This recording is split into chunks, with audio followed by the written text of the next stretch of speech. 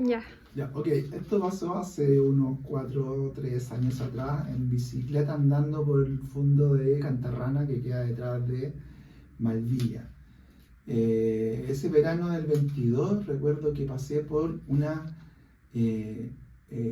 casa que siempre había visto media abandonada y estaba impecable la casa, con cortinas, con un rosal florido y pintada recién se veía. Paso la bicicleta por arriba de la reja, porque es una reja que tiene candado. Es como la casa que cuida la entrada del fondo de la terrana. Y veo un hombre, un viejo de unos 70 años, no, unos 75 años diría yo.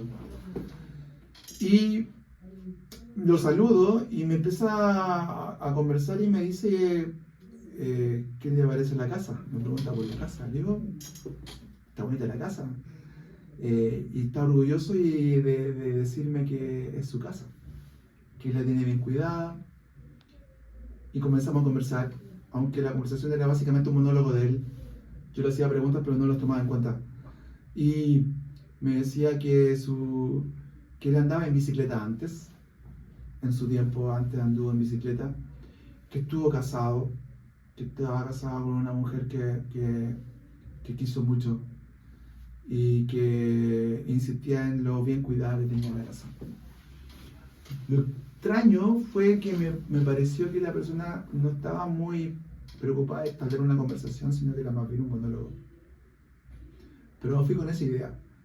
Salí por Malvilla, hacia la ruta 78, volví a mi casa y recuerdo que le dije a mi esposa, sí, me acuerdo que le dije sobre este caballero y la casa que antes estaba abandonada, ahora está impecable y habitada por el caballero, que me dijo que vivía hace años en esa casa.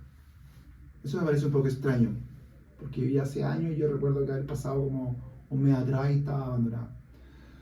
La cosa es que pasé por segunda vez, después de 3 días, por la misma casa y la casa se veía realmente abandonada, casi sin cortina y como los rosales no estaban ahí.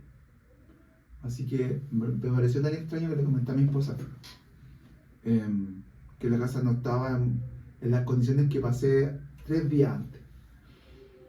3 días después pasé por la misma casa. Yo soy obsesionado con circuitos, así que estaba haciendo el mismo circuito como por tercera vez, tomándome los tiempos de cuánto me demoraba.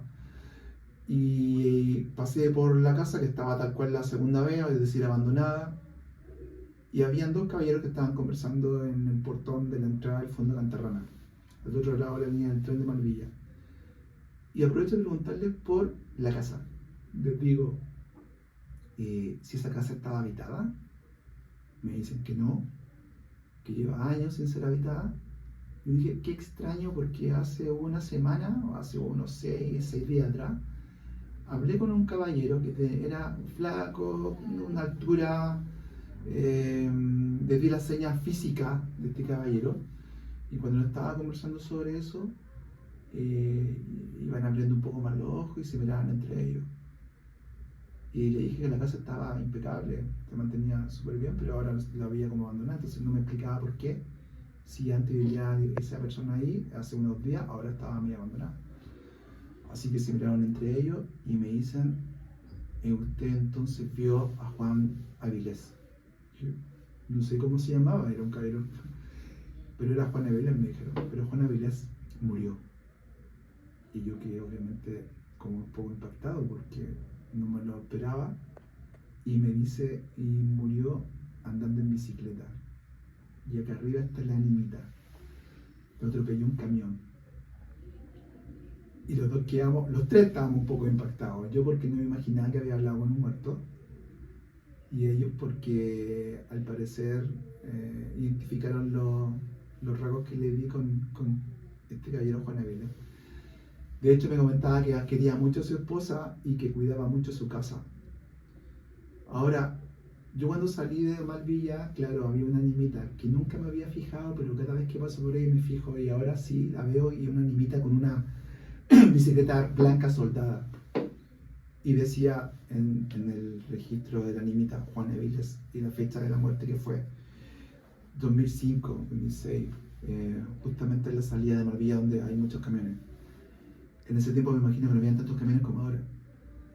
Lo que recuerdo que me parece curioso de la conversación con don Juan Avilés, que finalmente es una persona que murió, es que la atmósfera de la conversación se tiñó como de un peso, sentía yo un peso en la conversación, en la sensación de que algo extraño, como hipnótico. Por otra parte, también me llamó la atención que este caballero no tomaba en cuenta mis preguntas, sino que tenía una especie de monólogo y trataba de comunicarme sobre la casa, sobre la esposa, sobre andar en bicicleta. Y lo último que en el fondo conectó un poco conmigo fue que me dijo: tenga cuidado cuando se vaya. Esas fueron las últimas palabras que dijo. Bueno, y el adiós que te dije: oh, chao. Así que mi experiencia fue básicamente, no solamente para mí hablar con un muerto, también tuvo que ver con entrar a una dimensión, a otra dimensión espacio-temporal, entre comillas, donde una casa también cambió su forma o su fisonomía, pasando de ser una casa abandonada a una casa donde vivía esta persona en su momento cuando estaba vivo. Así que esa es mi historia sobrenatural, llamémoslo así. Gracias.